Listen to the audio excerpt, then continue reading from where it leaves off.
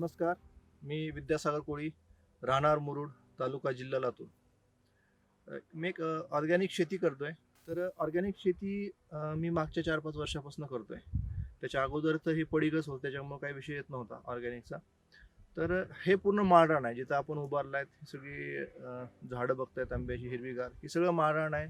इथं म्हणजे गवतही जून, जुलै, ऑगस्टमध्ये वाळून जातं. इतकं म्हणजे ते पालता पाषाण ज्याला म्हणतात तशा प्रकारचे जमीन आहे इथली. आणि याच्यावर आपण ही ऑर्गॅनिक पद्धतीने आंब्याची बाग उभा केलेली आहे. त्याला आपण कुठलेच फर्टिलायझर देत नाही, केमिकल फर्टिलायझर्स देत नाहीत किंवा कुठलेच स्प्रे घेत नाहीत केमिकलचे. तर हे कसं काय साध्य होऊ शकतं? तर ह्याला अल्टरनेट आपल्याला जैविक बॅक्टेरिया आहेत, काही फंगस आहेत. आपण त्याचा जास्त वापर करतो याच्यामध्ये. जसे सुडोमोनास आहे, बॅसिलस आहे, मेटारायझेम आहे, पुन्हा ट्रायकोडर्मा येतं, विरिडी येतं, ट्रायकोडर्मा हार्जिनम येतं, लिलियासिनस येतं. ह्या सगळ्या जीवाणूंचा इथं आपण वापर करतो. जमिनीमधनंही देतो आणि फॉलिओ स्प्रेमधनं पण घेतो. तर याच्यामुळं काय झालं की आंब्यांची क्वालिटी खूप मस्त इम्प्रूव्ह झाली. आता भरपूर ठिकाणी आपल्या ऑब्झर्वेशनमध्ये असेल की भरपूर लोकांचं असं म्हणणं येते की आमच्याकडे नव्हती निघते, आंबा निघत नाहीये. भरपूर लोकांनी कल्टारसारखी औषधं म्हणजे पॅक्लोबेटोसारखी औषधं वापरलेली आहेत. पण आपण तसं काही वापरायची गरज पडत नाही, कारण ऑलरेडी हा माळ आहे आणि ह्याला नॅचरल ताण बसतो. तर नॅचरल ताण बसल्यामुळे मी फार्मर्सलाच म्हणतो की नॅचरल ताण जर बसत असेल तर तुम्ही औषधावर खर्च करू नका, है ना. आणि मी त्याचा खर्च करत नाही. आत्ताच्या घडीला माझ्याकडे भरपूर ठिकाणी आंब्याला मोहर आहे, तर काही ठिकाणी आता आंबेही आहेत खाण्यासाठी. म्हणजे जवळजवळ अर्धा किलोच्या आसपास एक एक आंबा तयार झालेला आहे. तर सध्या महिना नोव्हेंबर चालू आहे. तो ऑफ सीझनसाठी आहे, तो प्रयोगासाठी मी बाजूला ठेवलेत काही प्लांट्स त्याचे. तर अशा पद्धतीने आम्ही ऑर्गॅनिक शेतीकडे टर्न झालेलो आहोत. तर ह्या ऑर्गॅनिक शेतीचा सगळ्यात मोठा फायदा काय झाला तर माझ्या आरोग्यावर जास्त फायदा झाला. अगोदर मी खूप वीक होतो, सुडसुडा होतो, म्हणजे 40-50 किलोच माझं वेट होतं. पण मी ज्यावेळेस शेतीकडे टर्न झालो त्यावेळेस माझं महिन्याला वेट गेन होत झालं. कारण जे काही आपण बाहेर औषध घेतो वेट वाढवण्यासाठी, बूस्ट होण्यासाठी, तब्येत चांगली दिसण्यासाठी, हे घ्यायची गरज नाही पडली मला. आणि नॅचरली माझ्या शरीरामध्ये मुवमेंट्स जाणवायला लागल्या. मग ह्या प्रत्येक गोष्टीला मी एक एक स्टेप पुढे जात गेलो की हे खरंच खूप फायद्याचं आहे का. तर हे गोष्टी जास्त मला स्टडीमधनं जाणवता गेल्या की की ऑर्गॅनिक शेतीशिवाय पर्याय नाही आहे. आज समाजामध्ये आपण पाहतोय की किती लोक आजारी आहेत, किती लोकांना बीपी आहे, किती लोकांना शुगर आहे, किती लोकांचे पॅनक्रिया वीक आहेत, खूप लोकांना डोळ्याचे ऑपरेशन्स करावे लागत आहेत, खूप लोकांना स्किनचे आजार आहेत, कॅन्सरपर्यंत लोक पोहोचलेले आहेत. आणि पूर्वी हे आजार फक्त शहरांमध्ये सापडायचे आणि आता हे गावामध्ये पण सापडायला चालू झालेलं आहे. त्याच्या मागचं कारण काय तर आपली लाईफस्टाईल आहे.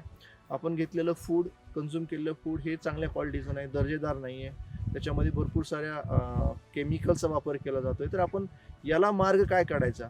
तर एक तर आपल्या कुटुंबाला सांभाळणं हे आपली पहिली जबाबदारी असते. तर आपल्या कुटुंबांना चांगलंच अन्न गेलं पाहिजे आणि आपल्याबरोबर ह्या समाजालाही चांगलंच अन्न गेलं पाहिजे.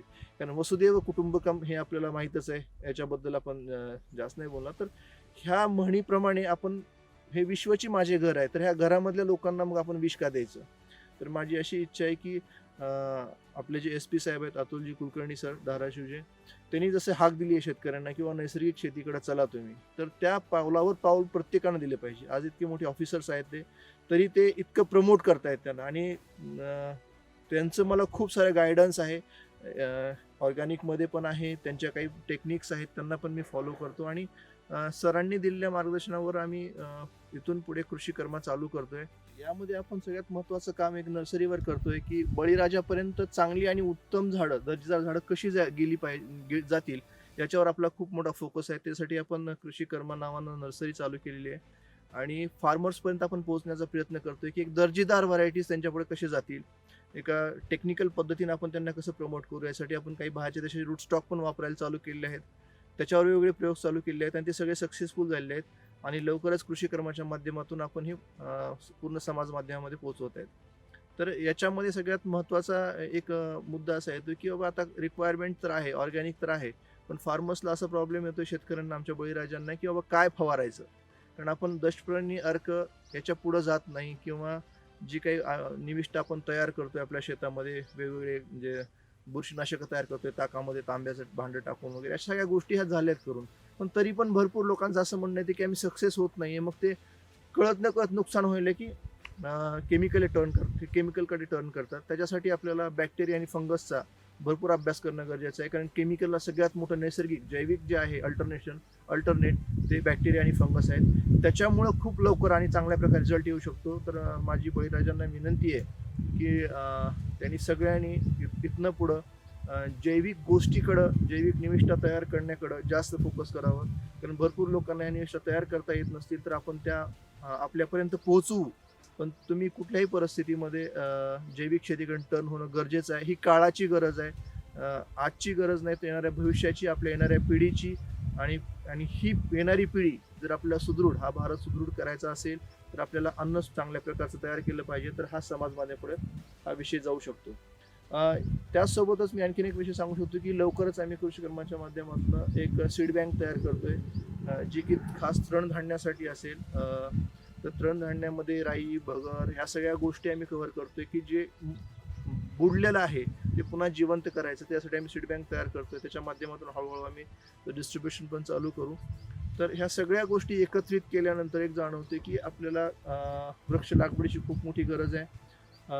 माननीय SP साहेबांनी भरपूर सारी झाडं लागवड केलेली आहे.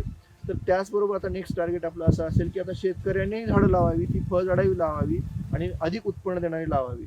तर त्याच्यावरही आमचं भरपूर सारं काम आहे. आम्ही लेमन्सवर भरपूर सारे रूफटॉप वापरून वेगवेगळे प्लांट्स तयार केलेले आहेत. वेगवेगळ्या ठिकाणी ते आम्ही प्लांटिंगला दिलं मटेरियल आणि सक्सेसफुल रिझल्ट पण आलेले आहेत. खूप कमी वेळामध्ये आम्ही लिंबाचं प्रोडक्शन चालू केलं शेतकऱ्यांकडनं. हार्डली 1.5 ते 1.5 वर्षामध्ये त्यांना फ्लॉवरिंग चालू झालं आणि सक्सेसफुल ते लिंबाचं उत्पादन करतायत. आम्ही त्याच्यामध्ये 2 व्हरायटी तयार केल्या बंचमध्ये फ्रुटिंग देणाऱ्या. आम्ही ॲक्च्युली सिलेक्ट केल्या बाहेरनं आणि ते आमच्याकडे लावून त्याचं कल्टिवेशन करून त्याचं प्रमोशन केलं. म्हणजे शेतकऱ्यांना ते दिलं आणि त्यांच्याकडे ते रिझल्ट घेतले आम्ही. तर ते फ्रुटिंग येताना बंचमध्ये येतात, सीडलेसमध्ये पण ते आहे आणि कागदीमध्ये पण तसे प्रकार आम्हाला सापडलेले आहेत काही. आणि त्याचं आता इथून पुढे मल्टिप्लिकेशन करून फार्मरपर्यंत पोहोचत आहोत. सोबतच आंब्याच्या आमच्याकडे भरपूर साऱ्या व्हरायटी आहेत. सिंधू, सुवर्णा, रत्ना, हापूस, टोमॅट, किसन, मियामी आणि केशर. तर ह्याही आम्ही हळूहळू पूर्ण फार्मर्सला, शेतकऱ्यांपर्यंत पोहोचवण्याचा प्रयत्न करतोय. आणि सगळ्यात मोठं याच्यासाठी आम्हाला मदत होते ते SP साहेबांची होते. कारण त्यांचा जो ग्रुप आहे मोठासा, म्हणजे जे प्रमोट करतायत त्यांनी, त्यांच्याकडनं भरपूर साऱ्या लोकांचा संपर्क झाला आणि तिथपर्यंत आम्ही पोहोचतोय आणि पोहोचण्याचा इथून पुढेही प्रयत्न करतोय.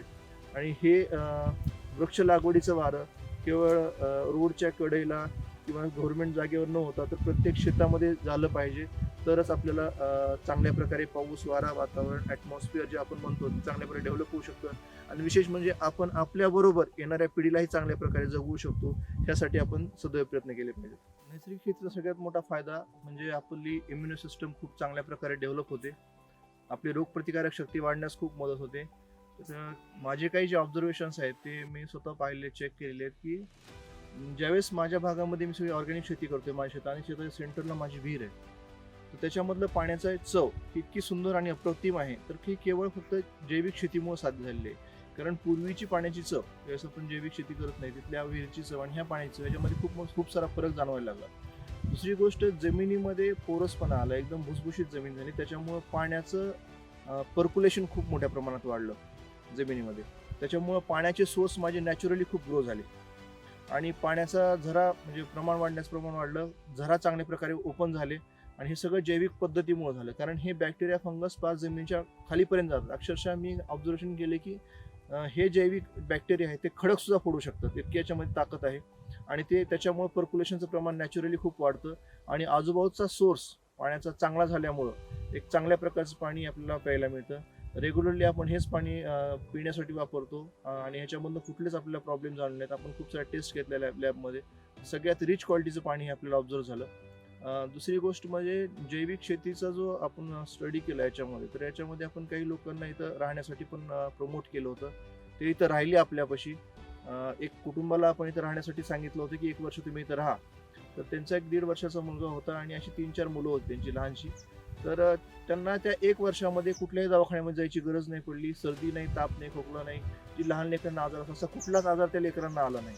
ह्याच्या मागचं कारण असं की इथं नॅचरली ऑक्सिजनचा सोर्स खूप मोठा वाढला आणि जैविक मुवमेंट झाल्यामुळे, कुठं केमिकल नसल्यामुळं लेकरांची हेल्थ खूप चांगल्या प्रकारे वाढायला लागली. लहान लेकरं ह्या बागेमध्ये उठायची, खेळायची, बसायची, इथे झाडाखाली बसून जेवण करायची. त्याच्यामुळे त्यांची हेल्थ इतकी स्ट्रॉंग झाली की डॉक्टरांकडे आम्ही चेकअपला एक वेळेस घेऊन गेलो त्यांना की कसं काय एवढं चांगलं होतं. त्यांनी सांगितलं त्यांची इम्युन सिस्टम खूप चांगली आहे आणि इम्युन सिस्टम चांगली असल्यामुळे यांना कुठला आजार झाला नाही. तर ह्या नैसर्गिक शेती सगळ्यात मोठा फायदा आहे.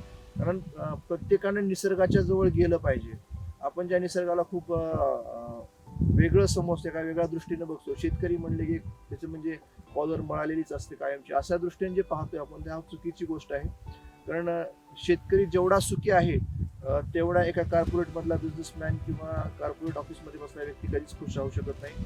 कारण तो नेहमी निसर्गामध्ये राहतोय, त्याची इम्युन सिस्टीम सगळ्यात जास्त स्ट्रॉंग आहे, त्याला कुठलेही आजार सहसा होत नाहीयेत. पण या काही येणाऱ्या काळांमध्ये जे केमिकल्स येत आहेत सध्या बाजारामध्ये फवारणीसाठी किंवा जमीन सोडण्यासाठी, याच्यामुळे मात्र आता वरचीवर शेतकऱ्यांची पण तब्येत खराब होत चाललेली आहे. त्यांनाही गरज आहे आता दवाखान्याची.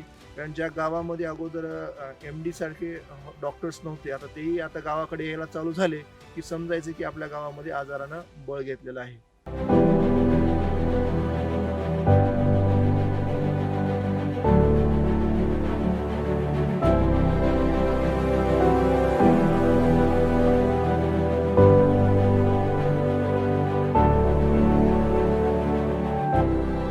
ही एक लिंबाची सीडलेस व्हरायटी आहे. याच्यामध्ये कुठलेही सीड नाही, पण याच्यामध्ये ज्यूसचं कंटेंट खूप जास्त आहे. जवळजवळ अर्धा कपापर्यंत एका लिंबामधनं ज्यूस निघतो याच्यामध्ये. आणि ही प्रोसेसिंगसाठी खूप चांगली आहे. हे त्याचं मातृवृक्ष आहे. याच्यापासून आपण भरपूर सारी रोपं तयार केलेली आहेत वेगवेगळ्या पद्धतीने, एअर लेअरिंगनं, ग्राफ्टिंगनं, त्याचे रूट स्टॉक चेंज करून असे वेगवेगळे प्रयोग केले आहेत आणि सगळे सक्सेसफुल झालेले आहेत. ह्याचं दुसरं वैशिष्ट्य म्हणजे ह्या झाडांना 12 महिने फळ राहतं. लहान मोठं फळ काढल्यानंतर लगेच लहान फळ मॅच्युअर व्हायला लागतं, आपल्याला दिसते. प्रत्येक ठिकाणी लहान फळ दिसते, म्हणजे सायकल कंटिन्यू आणि वर्षभर देणार आहे. हे फार्मरसाठी खूप चांगलं फ्रूट प्लांट्स आहे. याच्यामुळे काय होतं की बळीराजांचं उत्पन्न खूप वाढतं. दुसरी गोष्ट की स्वतः प्रोसेसिंग केल्यामुळं त्याला बाजारामध्ये खूप मागणी आहे. बाकी लिंबाच्या लोणच्यामध्ये आपण पाहतोय की बी सापडतात, जी आपल्याला काढून खावं लागतं, पण याला तसं काही गरज नाही. याच्यामध्ये कुठलंच बी नसल्यामुळे याची चव खूप चांगली येते आणि जो बी काढण्याचा प्रकार आहे तो निघून जातो. आणि ह्याच्यापासून लेमन जाम म्हणून तयार केलेला होता एक, तो खूप सक्सेसफुल झाला, खूप टेस्टी आहे. लहान मुलांमध्ये आम्ही खास विशेषता दिला तो. त्याच्यामुळे त्यांची चयापचयाची प्रक्रिया खूप चांगल्या प्रकारे वाढली. हे अशा प्रकारचे एक मदर प्लांट्स आहे आणि याच्यापासून आम्ही भरपूर सारे बीड्स तयार केलेले आहेत. हे सुअर सूपचं प्लांट आहे. ह्याचं ओरिजिन फिलिपाईन्स आहे. ह्याचं सगळ्यात महत्त्वाचं म्हणजे ह्या झाडाची पानंही विकली जातात आणि फळंही विकली जातात. ह्याच्या फळाला कुठला स्पेसिफिक आकार नाही, प्रत्येक फळे वेगळ्या आकाराचं येतं. दुसरं म्हणजे हे सेल्फ पॉलिनेटेड प्लांट आहे. इन्सेक्टपासून हे पॉलिनेट होतं, मधमाशी याच्याकडे येत नाही, तर मुंगळ्यापासून एक पॉलिनेट होतं, पॉलिनेशनचं फळ तयार होतं. ह्या पानामध्ये नॅचरल केमोथेरपी करण्याचे गुण आहे त्याच्यामध्ये. असे भरपूर सारे एव्हिडन्स तुम्हाला ऑनलाईन नेटवर सापडतील. आणि हे बाहेरच्या देशामध्ये हे रेग्युलरली कंझ्युम केलं जातं. हेल्दी माणूसही याला कंझ्युम करतो आणि जे पेशंट्स आहेत तेही कंझ्युम करतात. शेतकऱ्यांनी प्रत्येक बागायतदारांनी अशी 2-4 झाडं आपल्या शेतामध्ये लावली पाहिजेत. लवकरच याचंही आम्ही ब्रीडिंग तयार करू आणि बाजारामध्ये सगळ्यांना बळीराजांना देऊया. तर ह्याचा सगळ्यात महत्त्वाचा फायदा म्हणजे हा नॅचरल केमोथेरपी करतोय. तुमचा ट्युमर असेल तर ट्युमरला जागेवर दाबतो तो आणि नॅचरल त्याला माणसाला हील करण्याचा प्रयोग करतो. हे कन्झम्पशन कोणी करायचं याचं, तर नॉर्मल माणसंही याची कन्झम्पशन करतात आणि जे पेशंट आहे तेही कन्झम्पशन करतात याचं. ह्याच्यामुळे बाकीचे जसे BP, शुगर, कोलेस्ट्रॉल हे सगळे आजार आहेत त्याच्यामध्ये भरपूर सारे गुणकारी आहे. कारण ह्याच्यामध्ये नॅचरल अँटीऑक्सिडंट्स खूप प्रमाणात आहेत. माननीय अतुलजी कुलकर्णी सर, SP साहेब धाराशिव यांनी सर्वांना एक आवाहन केलेलं आहे की ऑर्गॅनिक शेतीकडे चला. ऑर्गॅनिक शेती खूप महत्त्वाची आहे. अक्षरशः एक पोलीस अधिकारी असूनही खूप तळमळीनं ते सांगतायत आणि प्रत्येकाला जाऊन प्रमोट करतायत. आणि त्यांचं कार्य हे खूप मोठं कार्य आहे, म्हणजे आपण विचार नाही करू शकत, इतक्या मोठ्या लेवलवर ते काम करतायत. आणि माझ्या पाहण्यामध्ये जेवढे साहेबांच्या संपर्कातील शेतकरी आहेत ते म्हणजे अक्षरशः सुखी झालेले आहेत. त्यांचं सगळं प्रोडक्शन चांगलं चालू आहे, मार्केट भाव त्यांना चांगला मिळत आहे आणि बाजारामध्ये त्यांचा माल अगोदर विकला जातोय. हे केवळ साहेबांच्या अतुलजी कुलकर्णी साहेबांच्या मदतीमुळं आणि त्यांनी केलेल्या संबोधनामुळे सिद्ध झालेलं आहे. आणि त्यांनी जेवढं काही आता धडपड केलेली आहे या क्षेत्रामध्ये, कदाचित भविष्यात अशी एवढी धडपड कोणी धाराशिव जिल्ह्यासाठी करेल किंवा नाही करेल हा खूप मोठा प्रश्न आहे. पण साहेबांनी स्वतः वैयक्तिक आणि तळमळीनं अक्षरशः भरपूर शेतकऱ्यांच्या बांधावर जाऊन साहेबांनी व्हिजिट केलेली आहे की नेमकं काय होतं, कसं असतं, कशा प्रकारे केलं जातं आणि शेतकऱ्याला तिथं जाऊन संबोधन केलेलं आहे. त्यांना ते वेळोवेळी शेतकऱ्यांना प्रमोट करतात. विशेष म्हणजे त्यांचं हेक्टिक शेड्यूल ते सांभाळून म्हणजे ह्या सगळ्या गोष्टीकडे लक्ष देत आहेत. ही खूप मोठी आणि धाराशिव जिल्ह्यासाठी एक सुवर्ण काळ असं म्हणता येईल. कदाचित असा अधिकारी पुन्हा येईल का नाही हा खूप मोठी गोष्ट आहे धाराशिवसाठी. पण साहेबांनी केलेली तळमळ ही खूप मोठी तळमळ आहे आणि ही प्रत्येक शेतकऱ्यापर्यंत पोहोचली पाहिजे आणि पुन्हा सर्व शेतकऱ्यांनी एकदा ऑर्गॅनिक शेतीकडे टर्न झालं पाहिजे. माझी सर्व बळीराजांना विनंती आहे की त्यांनी ऑर्गॅनिक शेतीकडे टर्न झालं पाहिजे.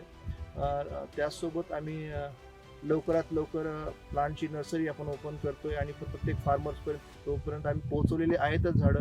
आणखीनही आम्ही पुढं शेतकऱ्यांना मदत करू. चांगल्या प्रकारचे ब्रीड्स, चांगल्या प्रकारे सीडलिंग्स कशा फार्मर्सपर्यंत पोहोचतील यासाठी धडपड आमची कायमस्वरूपी चालू राहील. धन्यवाद.